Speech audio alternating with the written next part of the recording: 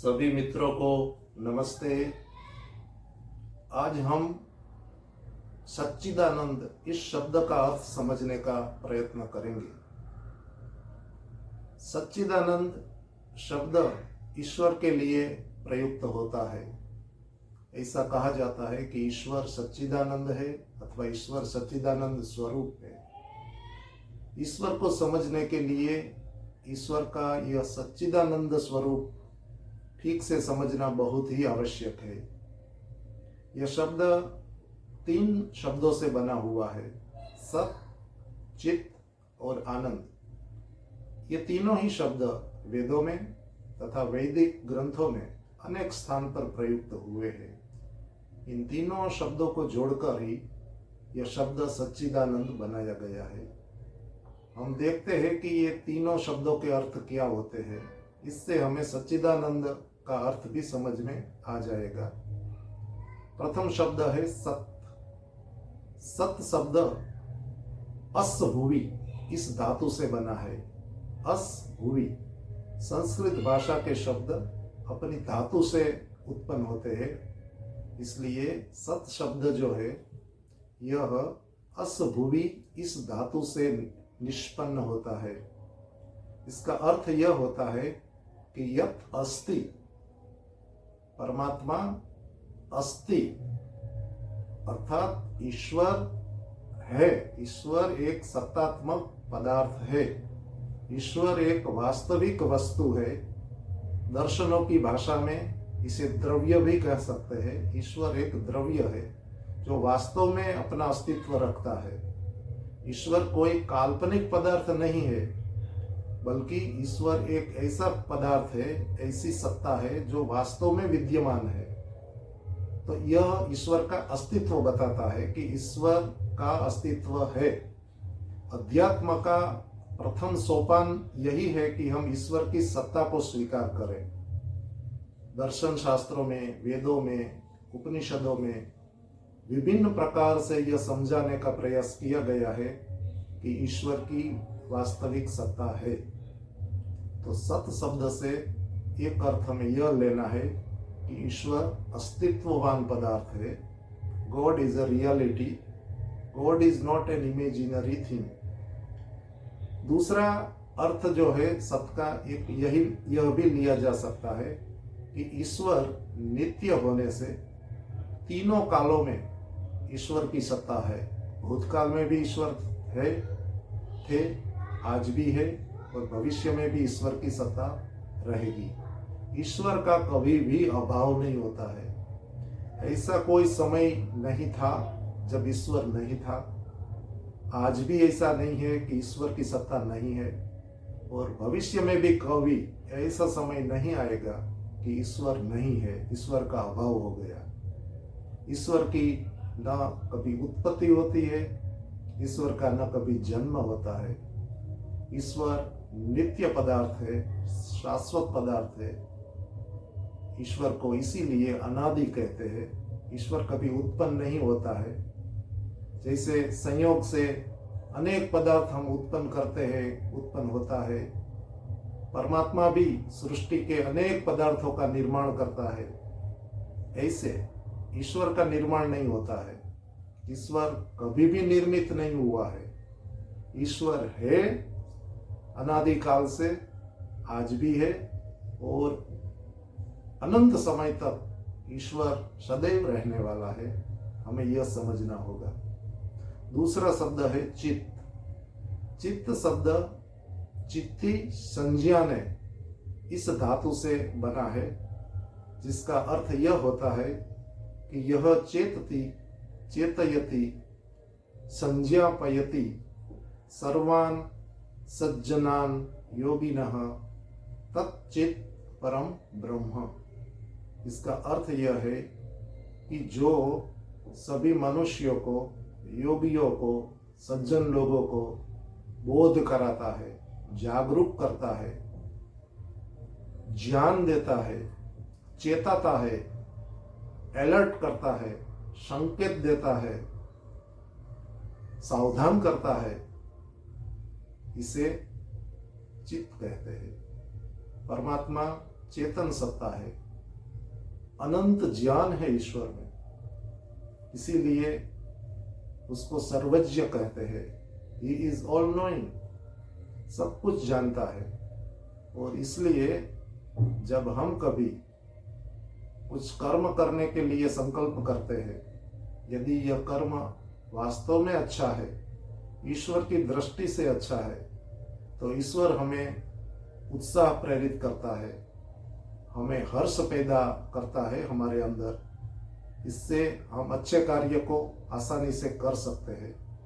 ठीक ऐसे ही जब हम कभी किसी बुरा कर्म करने का विचार करते हैं, उस समय ईश्वर हमारे अंदर भय को उत्पन्न करता है, शंका उत्पन्न करता है, लज्जा उत्पन्न करता है और हमें सावधान करता है, संकेत देकर कि यह काम मत करो, यह काम करने जैसा नहीं है। यदि करोगे तो मेरी न्याय व्यवस्था के अनुसार दंडित अवश्य होंगे। इसलिए परमात्मा सभी जीवों को, सभी मनुष्यों को ज्ञान देता है, चेताता है, जागृति प्रदान करता है, ताकि हम दुखों से बचे और सुख और आनंद को प्राप्त कर सके। इस दृष्टि से ईश्वर का एक नाम चित्त है। तीसरा जो शब्द है आनंद, यह बहुत ही सुंदर शब्द है। आनंद, आनंद शब्द टू नदी समृद्धो इस धातु से उत्पन्न होता है। इसके अर्थ में लिखा गया है कि आनंदंती सर्वे मुक्ता यस्मिन, सभी मुक्त जीव जो मोक्ष की अवस्था में है, जिन्होंने मोक्ष प्राप्त कर लिया है, वे जिसमें आनंद पूर्वक विचरते हैं, उसका नाम आनंद है। परमात्मा की व्याप्ति, परमात्मा का अस्तित्व अनंत है, एकदेशी नहीं है। ईश्वर कहाँ नहीं है, सर्वत्र है। ईश्वर के बिना कोई स्थान खाली नहीं है। ईश्वर का अंत नहीं होता है कि यहाँ आकर ईश्वर रुक गया, अभी आगे ईश्वर नहीं है। ईश्वर अनंत व्यापक है। और इस अनंत व्यापक ईश्वर में जो मुक्त जीव है, मुक्त आत्मा है, वे स्वच्छंद विचरते हैं, जहां भी जाना हो जा सकते हैं और ईश्वर प्रदत्त शक्तियों से आनंद का उपभोग करते हैं। इसलिए कहा गया है कि जो मुक्त जीवों को आनंद प्रदान करता है, उस ईश्वर को भी आनंद कहते हैं। दूसरा एक अर्थ आनंद शब्द का यह भी है, यह सर्वान जीवान आनंदयति सह आनंदः, जो सभी जीवों को आनंद देता है, सुख देता है, उस ईश्वर को हम आनंद कहते हैं। उपनिषदों में, वेदों में ईश्वर को आनंद से परिपूर्ण बताया गया है। ईश्वर स्वयं आनंदित है। आनंद ईश्वर का स्वाभाविक गुण है। हम मनुष्य लोग किसी पदार्थ को प्राप्त करके आनंदित होते हैं। ईश्वर में ऐसा नहीं है। ईश्वर किसी वस्तु को प्राप्त करके आनंदित होता है, ऐसा नहीं है। ईश्वर का जो आनंद है वह उसका स्वाभाविक गुण है।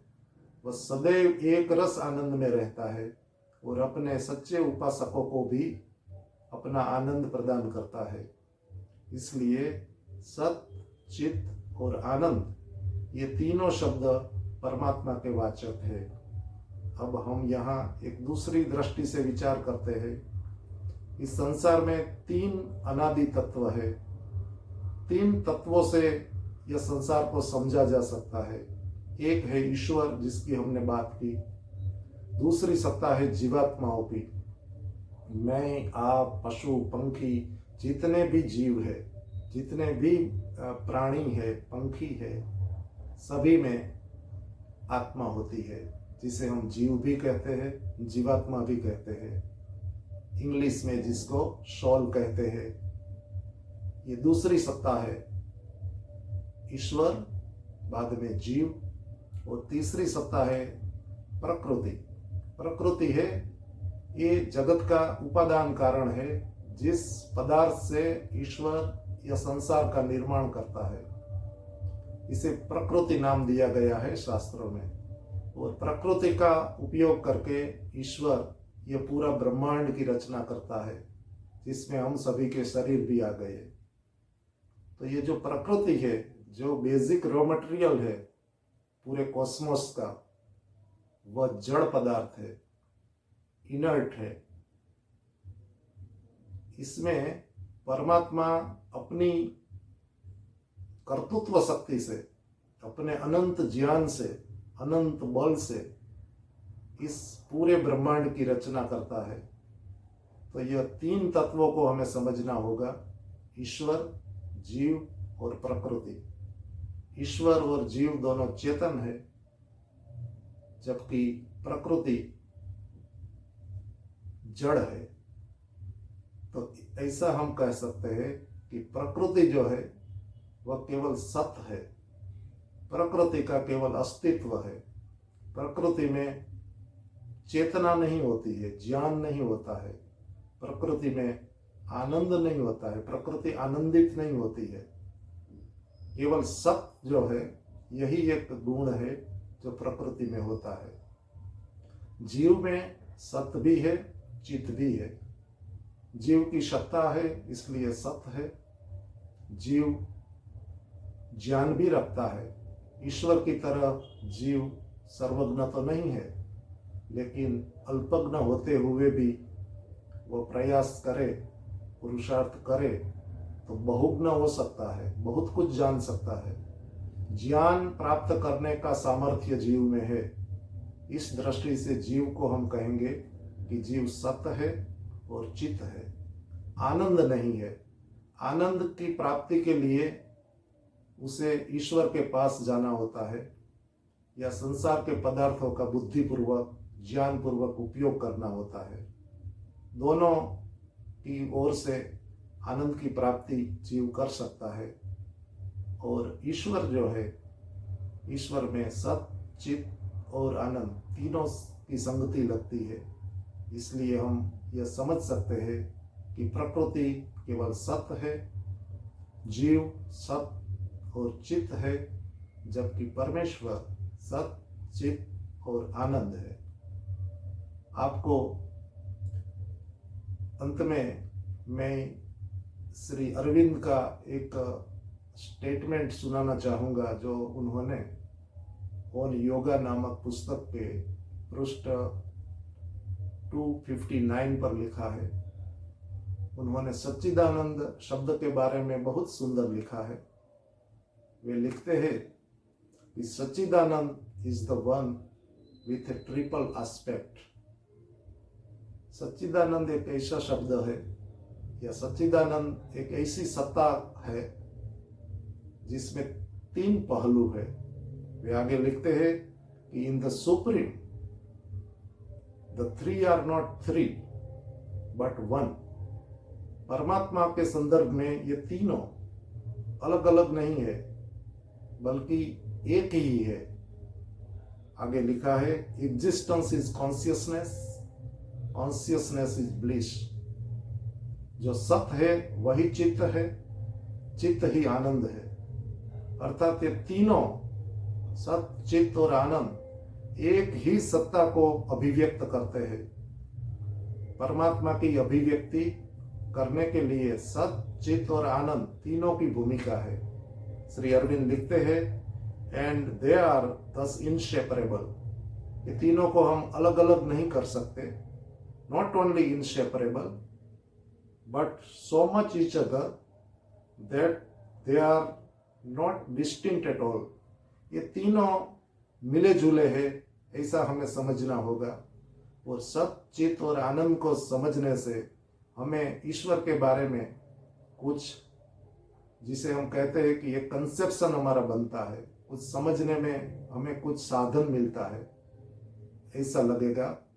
आगे इस विषय पर हम विचार करेंगे।